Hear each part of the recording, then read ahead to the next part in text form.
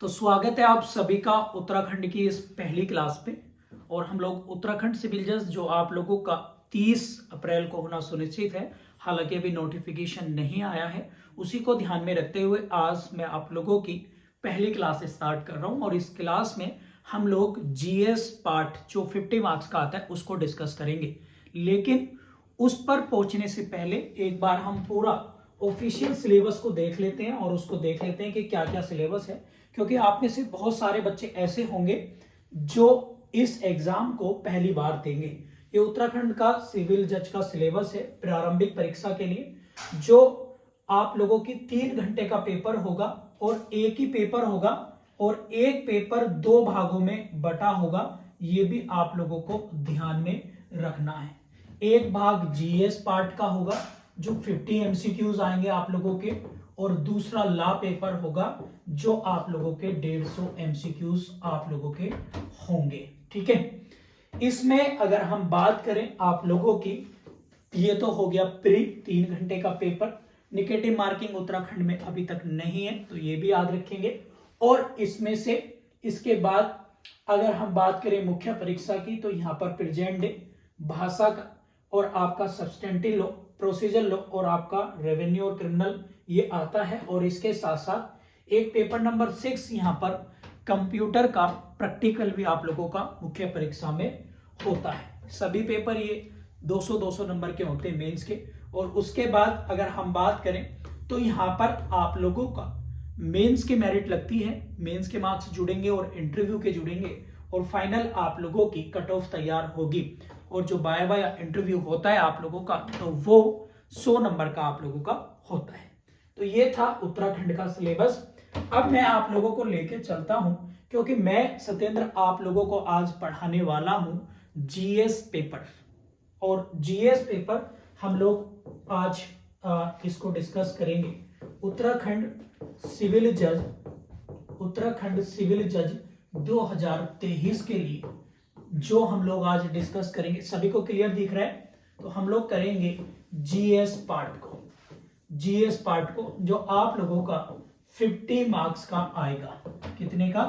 50 marks का आप लोगों को आएगा, यानी आप लोगों के जो एमसीक्यू होंगे वो 50 एमसीक्यूज आप लोगों के एग्जाम में आएंगे। अब क्योंकि जनरली जो लॉ में है, जो लॉ की बात करें हम लोग, तो इसमें ऑलमोस्ट यूपी जुडिशरी वाले सिलेबस है, परंतु इसमें फैमिली लॉ भी आप लोगों को लॉ पेपर में देखने के लिए मिलेगा। बाकी और सारे एक्ट वही हैं जिसमें आप लोगों का आईपीसी, सीआरपीसी, एविडेंस, टीपीए और आप लोगों का सीपीसी और फैमिली लॉ आप लोगों को इसमें देखने के लिए मिलेगी। हालांकि मैं आप लोगों को जो बात करूंगा वो 50 मार्क्स को लेकर यहाँ पर डिस्कशन हो रहा है। इस जीएस पार्ट में जो आप लोगों के एक्सपेक्टेड टॉपिक हैं, हालांकि जनरली कोई भी आप लोगों को आसानी से नहीं बता पाएंगे टीचर, लेकिन मैं आप लोगों को बता रहा हूं कि इसमें हम लोगों को कौन कौन से टॉपिक्स फॉलो करने हैं, कौन कौन से को हम लोग ध्यान में रखेंगे। सबसे पहले हम लोग फॉलो करेंगे डेली करंट अफेयर, यानी करंट अफेयर का बहुत बड़ा वेटेज है, ये हम लोग करंट अफेयर देखेंगे। अभी मैं आप लोगों को ये भी बताऊंगा कि करंट अफेयर में कौन कौन से टॉपिक आपको पढ़ने पड़ेंगे। दूसरा सबसे बड़ा जो मेजर इसमें सब्जेक्ट आता है वो है आप लोगों का कॉन्स्टिट्यूशन। ये बहुत बड़ा रोल उत्तराखंड के एग्जाम में रखता है। तीसरा जो रोल है वो है सुप्रीम कोर्ट के आप लोग याद रखेंगे वो क्या है, जो भी हमारे लेटेस्ट जजमेंट आप लोग अगर बात करें तो लेटेस्ट जजमेंट, ये भी जीएस वाले पेपर में आप लोगों से पूछे जाते हैं एज ए जनरल नॉलेज।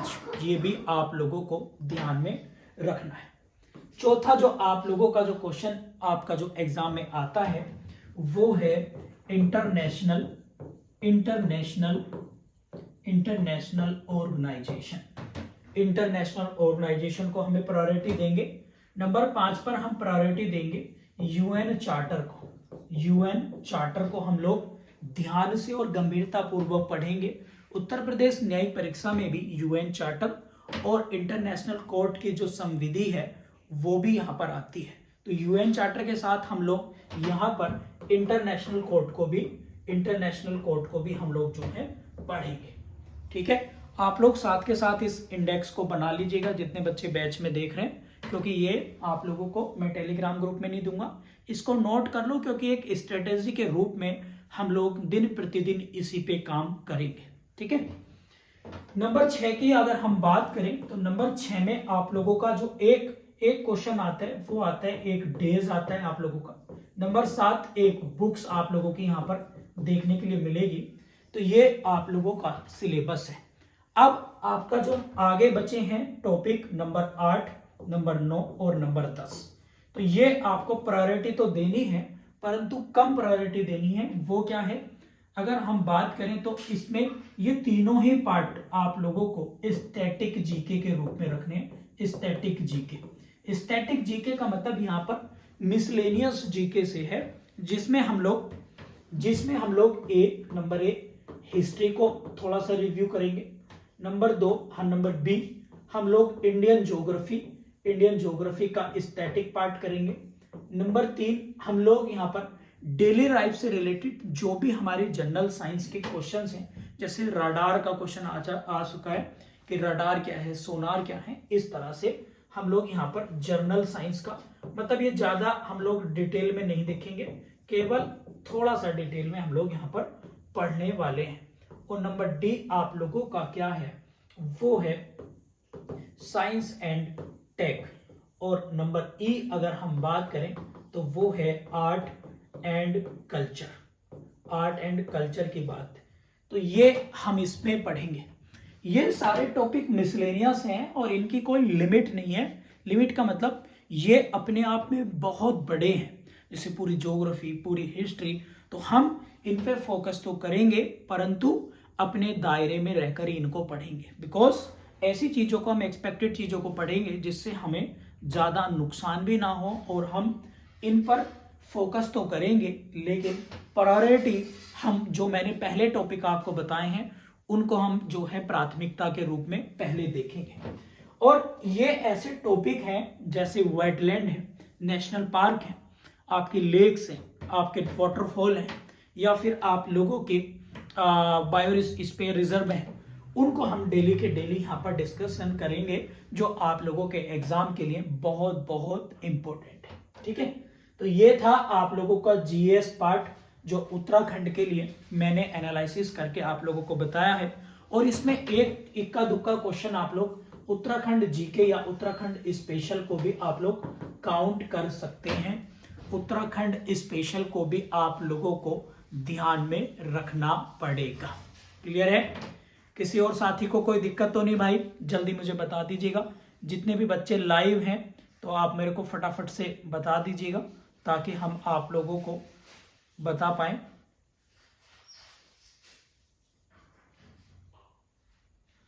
सभी को आवाज आ रही है? चलिए, ठीक है। तो ये है हमारा सिलेबस जो मैं आप लोगों को पढ़ाऊंगा। और आज से हम लोग पहले बेसिक लेक्चर स्टार्ट करेंगे, और हम लोग बेसिक लेक्चर के साथ साथ ध्यान में रखते हुए एक एक सब्जेक्ट को कंप्लीट करेंगे, और उसी को हम जो है प्राथमिकता के तौर पर आज पढ़ने वाले हैं। सभी साथियों को, किसी को कोई दिक्कत तो नहीं भाई? चलिए,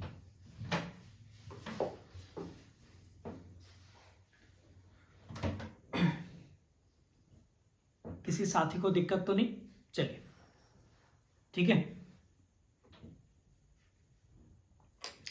देखिएगा, आज हम लोग स्टार्ट करेंगे इसमें एक, अगर मैंने आप लोगों को अभी बताया था कि आज हम जो है पहले सबसे बड़ा टॉपिक क्या है हमारा, करंट अफेयर का है। और करंट अफेयर के साथ हम लोग एक जो है मिसलेनियस एक बड़ा टॉपिक भी हम साथ में रखेंगे, जैसे सुप्रीम कोर्ट, या फिर सुप्रीम कोर्ट के लेटेस्ट जजमेंट, या फिर कॉन्स्टिट्यूशन, या फिर इंटरनेशनल ऑर्गेनाइजेशन।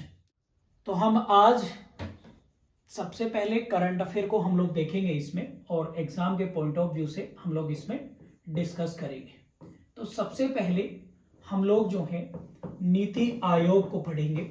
नीति आयोग को हम लोग जो है देखेंगे, जो आप लोगों के एग्जाम के पॉइंट ऑफ व्यू से बहुत बहुत इंपॉर्टेंट है। तो आप लोग इसकी सबसे पहले इसकी फुल फॉर्म लिख लीजिएगा, national information transformation of national institute of transformation of India, इसका आप लोग पूरा नाम लिख लीजिएगा। और इसकी स्थापना हुई थी 1 जनवरी 2015 में। ठीक है, अब इससे जो क्वेश्चन पूछे जाने की संभावना है वो है कि इसका जो चेयरमैन है, इसके जो अध्यक्ष हैं वो कौन होते हैं, तो हमेशा प्रधानमंत्री होते हैं, यानी अभी कौन है, मोदी जी हैं। इसके जो वाइस प्रेसिडेंट हैं, वाइस प्रेसिडेंट मतलब जो इसके उपाध्यक्ष हैं, जो इसके उपाध्यक्ष हैं, तो वो अगर हम बात करें तो वो हैं आप लोगों के सुमन के बेरी। इसके बाद इसके एक सीईओ होते हैं, सीईओ। तो सीईओ जो हैं वो हैं इसके कोर, वो हैं परमेश्वर अय्यर जो हैं इसके सीईओ हैं। उत्तराखंड के अगर पेपर आप लोग देखें तो यूपी की तरह उसका पेपर नहीं आता है। पेपर बहुत ही सिंपल और फैक्ट टू फैक्ट बेसिस पर आधारित होता है। इसलिए हम लोग अगर प्रीवियस ईयर के पेपर आप लोग देखें, मैं आप सभी से कहूंगा जो भी लोग उत्तराखंड की तैयारी कर रहे हैं कि सबसे पहले प्रीवियस ईयर के पेपर की जरूर बुक खरीद लें। ये बहुत बहुत इंपॉर्टेंट है। हालांकि हम आपके टेलीग्राम ग्रुप में भी आप लोगों को प्रोवाइड कराएंगे हर हालत में। ठीक है जी, तो इस चीज का आप लोग ध्यान रखेंगे। तो ये नीति आयोग है, आप इसको नोट कर लीजिएगा। और इसका काम होता है, ये बना था किसकी जगह बना था, जो हमारा प्लानिंग कमीशन था। प्लानिंग कमीशन का मतलब है यहाँ पर योजना आयोग से। ठीक है, तो योजना आयोग जो हमारा बना था 15 मार्च 1950 को, उसकी जगह इसको जो है बनाया गया था। इसका काम होता है भारत सरकार यानी जो केंद्र सरकार है जो भी योजनाएं बनाती हैं उन योजनाओं को एग्जीक्यूट कराना या उनका क्रियान्वयन कराना। बस बात क्लियर हो गई सभी को। इसके बाद हम आज दूसरा टॉपिक पढ़ेंगे फटाफट से करंट अफेयर में, क्योंकि ये लेटेस्ट अपॉइंटमेंट के आधार पर आप लोग इनको याद रख सकते हैं। इसके बाद आप हम जो आज पढ़ने वाले हैं वो है आनंद बोस। इसको आप लोग नोट कर लीजिएगा। तो ये कौन है, ये अभी हाल ही में पश्चिम बंगाल के गवर्नर, आप लोग इनको देखेंगे, वेस्ट बंगाल के गवर्नर बने हैं। ये आप लोग यहाँ पर नोट कर लीजिएगा। पश्चिम बंगाल के कौन बने हैं, गवर्नर बने हैं आनंद बोस। इनका नाम आप प्लीज नोट कर लीजिएगा। अगर हम उत्तराखंड राज्य की बात करें, आज क्योंकि पहली क्लास है तो मैं बेसिक चीजें आप लोगों को पढ़ाऊंगा और एक मेजर सब्जेक्ट कल से हम लोग इस बैच में यूएन चार्टर को सबसे पहले खत्म करेंगे। तो कल पहली क्लास यूएन चार्टर की होगी, करंट अफेयर और यूएन चार्टर, और साथ में रोज डेली 5 सुप्रीम कोर्ट के लेटेस्ट जजमेंट भी आप लोगों को विद ट्रिक के साथ याद कराऊंगा, क्योंकि हमें इस बैच को उत्तराखंड के कॉन्टेस्ट से ही पढ़ना है। और डेली जो जैसे मैं मिसलेनियस चीजें करा रहा हूँ, ये मिसलेनियस चीजें भी आप लोगों को करनी है। उत्तराखंड राज्य की बात करें तो आप लोगों को पता है सीएम जो है वो है पुष्कर सिंह धामी, आप लोग नोट कर लेंगे। और ये पहले विधानसभा खटीमा से हार गए थे, अब ये चंपावत विधानसभा से उत्तराखंड विधानसभा के सदस्य हैं। इसके साथ आप लोग गवर्नर याद रखेंगे, गवर्नर है गुरमीत सिंह आप लोग नोट कर लेंगे उत्तराखंड के। उत्तराखंड में टोटल जो डिस्ट्रिक्ट हैं वो हैं 13, और यहाँ पर जो लोकसभा सीटें हैं यहाँ पर 5, और विधानसभा जो सीटें हैं यहाँ पर आप लोग देखेंगे तो वो हैं 70। ये आप लोग बेसिक चीजें, हालांकि आप लोगों को ये चीजें पता होगा ही। उत्तराखंड से जो क्वेश्चन आप लोगों को बनते हैं वो हैं उत्तराखंड के नेशनल पार्क। ये मैं करंट अफेयर के सेशन के पॉइंट ऑफ व्यू से आप लोगों को बता दे रहा हूँ, ये केवल उत्तराखंड के ही हैं जो आप लोगों को याद रखना है। सबसे पहले तो है जिम कार्बेट, आप लोगों को गोविंद याद रखना है, गोविंद नेशनल पार्क। फिर रखना है राजा जी नेशनल पार्क। फिर आप लोगों को याद रखना है कौन सा, वो है आप लोगों का फूलों की घाटी। ये बहुत इंपॉर्टेंट है आप लोगों के एग्जाम के पॉइंट ऑफ व्यू से। और एक आप लोग एक और याद रख लेना, वो है नंदा देवी नेशनल पार्क। ठीक है, तो ये नेशनल पार्क है। एक क्वेश्चन यहां से डेफिनेटली आप लोगों के एग्जाम में आ ही जाएगा, उत्तराखंड के सिविल जज के एग्जाम में। ठीक है भैया, यहां तक किसी साथी को कोई दिक्कत तो नहीं है? अगर दिक्कत है तो मुझे फटाफट से कमेंट बॉक्स में आप लोग बता दीजिएगा। अभी आप लोगों ने देखा है कि भारत के जो सुप्रीम कोर्ट है हमारा, आर्टिकल 124 में जो हमारा सुप्रीम कोर्ट है, ये इसमें जो है अभी भारत के मुख्य न्यायाधीश यानी जो हमारे भारत के हमारे चीफ जज हैं, वो बने हैं 50वें नंबर के। अगर हम बात करें तो वो बने हैं कौन? DY चंद्रचूड़ साहब जो हैं बने हैं, आप लोग नोट करेंगे, CJI ऑफ इंडिया 50वें नंबर के। इनका ईयर याद रखेंगे, वो सॉरी नंबरिंग याद रखेंगे, बहुत बहुत इंपॉर्टेंट है। भारत के मुख्य न्यायाधीश, चीफ जज ऑफ इंडिया। ठीक है, क्लियर होगी बात आप लोगों की? अब यहां पर कुछ आर्टिकल हैं जो मैं आप लोगों को साथ के साथ बता दे रहा हूं। Article 127, article 129। और देखो, यूपी जुडिशरी के एग्जाम में आप लोगों ने देखा होगा कि जिसका बेयर एक्ट की हेडिंग ही याद है, उनका आराम से प्रीलिम्स निकल रहे हैं। इसलिए हमें डीप स्टडी से जाने से पहले बेसिक चीजें भी अगर याद हो गई तो प्रीलिम्स हमारा उसी से निकल जाएगा, ये मैं आपको गारंटी दे रहा हूं। यानी उन्हीं का बार बार अगर हम लोग रिवीजन कर लेंगे तो भी हमारा क्या होगा, निकल जाएगा एग्जाम प्रीलिम्स आप लोगों का। 127 में हम बात करते हैं यहां पर एडोक जज की, तो आप लोग जो है इसको जो है फटाफट से एडोक जज की यहां पर बात करते हैं। 129 पे कोर्ट ऑफ रिकॉर्ड है, इसको बोलते अभिलेख न्यायालय। 137 में जुडिशियल रिव्यू की बात हो रही है, यहां पर सुप्रीम कोर्ट अपने निर्णयों का रिव्यू कर सकता है। और 143 में यहां पर राष्ट्रपति साहब जो हैं यानी प्रेसिडेंट, भारत के राष्ट्रपति सुप्रीम कोर्ट से किसी भी विधि के मामले में लॉ के मामले में एडवाइस ले सकते हैं। बात क्लियर हो गई? इतनी सी बात पर आप लोगों का पूरा सुप्रीम कोर्ट ही तैयार हो गया है। बात क्लियर हो गई आप सभी साथियों को? क्लियर होगी बात आप लोगों को? मुझे जल्दी से बता दीजिएगा। आप मुझे कमेंट बॉक्स में बताइएगा कि DY चंद्रचूड़ से पहले भारत के मुख्य न्यायाधीश कौन थे। बस उनका नाम मुझे कमेंट बॉक्स में आप लोग बता दीजिएगा जल्दी से, फटाफट से।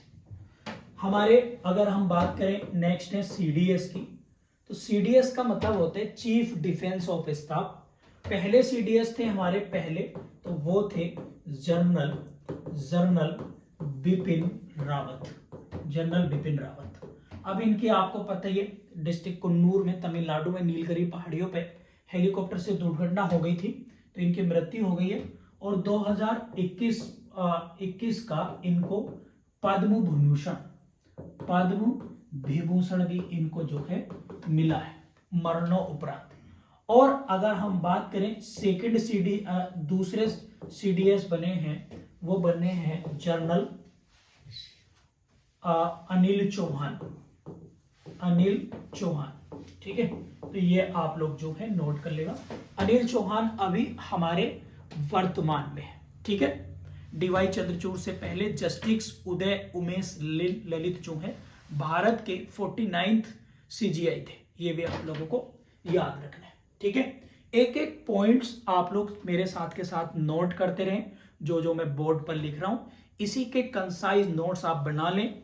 एग्जाम से पहले इन्हीं का रिवीजन करें और आप लोगों का डेफिनेटली प्रीलिम्स यहां से क्लियर हो जाएगा। ठीक है, तो उम्मीद है आप लोगों को आज ये सेशन मेरा काफी पसंद आया होगा।